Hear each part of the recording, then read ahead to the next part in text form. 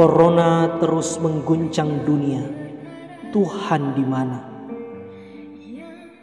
Saudaraku yang kekasih dalam Tuhan Yesus Kristus, belum juga ada tanda-tanda bahwa pandemi corona ini akan segera berhenti. Korban di tempat lain berkurang, tapi di tempat lain terus bertambah. Situasi makin parah. Padahal banyak warga gereja menaruh harapan bahwa setelah perayaan Paskah, corona juga berhenti. Paskah sudah lewat, tapi corona terus, malahan makin hebat mengguncang dunia. Semua usaha penanggulangan yang gigih berjalan seiring dengan kekhawatiran, kecemasan, ketakutan. Itulah situasi kini.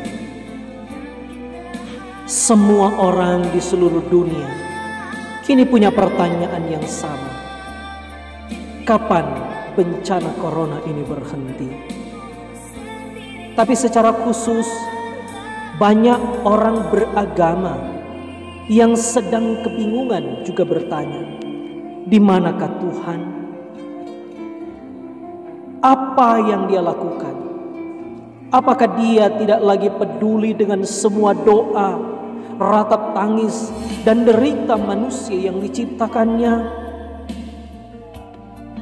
Tapi mungkin Tuhan akan balik tanya pada kita yang menyebut diri beragama. Apakah engkau percaya bahwa Tuhan yang tak kelihatan itu tetap ada dan terus berkarya dalam hal-hal yang kelihatan? Perhatikanlah dengan bijak. Dia ada dalam hati para petugas kesehatan di seluruh dunia yang terus berjuang tanpa pamrih menangani pasien corona. Mereka tak mungkin bekerja dari rumah. Dia juga ada dalam hati penyelenggara pemerintahan yang berani mengambil kebijakan menyelamatkan rakyat, khususnya supaya ekonomi tidak lumpuh dalam situasi sulit ini. Dia ada dalam hati para polisi dan tentara yang tetap menjamin keamanan dan ketertiban masyarakat. Dia juga ada dalam hati para ilmuwan yang terus berjuang meneliti obat anti corona. Dia ada dalam hati para wartawan yang tanpa lelah terus memberitakan informasi terkait semua perkembangan corona. Dia ada dalam hati setiap operator jaringan telekomunikasi untuk terus memastikan bahwa dalam situasi social distancing dan self isolation kita tetap bisa saling menyapa. Dia ada dalam hati petugas PLN dan Pertamina yang terus memastikan ketersediaan listrik dan bahan bakar di semua sektor. Dia juga ada dalam hati setiap petani, nelayan, peternak yang tak bisa bekerja dari rumah karena mereka harus memastikan ketersediaan makanan. Dia ada dalam hati setiap ojek online yang tetap menyediakan jasa pesan antar, entah makanan atau barang lainnya bagi mereka yang di rumah saja. Dia ada dalam hati setiap guru yang terus memastikan bahwa para murid terus belajar di rumah.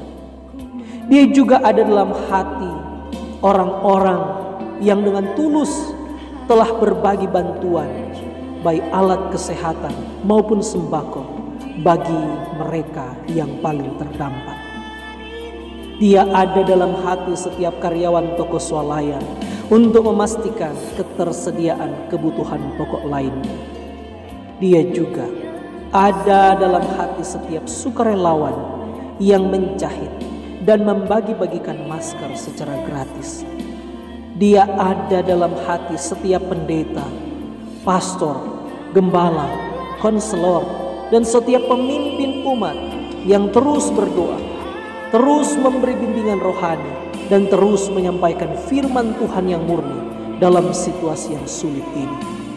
Ya, Dialah yang menggerakkan hati mereka. Ya, Dia jugalah yang menjaga anak-anak di seluruh dunia sehingga tidak tertular corona. Tuhan itu hidup. Tuhan ada dan terus berkarya melampaui apa yang kita doakan dan yang kita pikirkan. Tuhan terus memelihara kita, sekaligus Dia sedang memurnikan kita. Terpujilah Tuhan, kerajaannya kekal selama-lamanya. Salam Pendeta Hani Lasut. Yang kita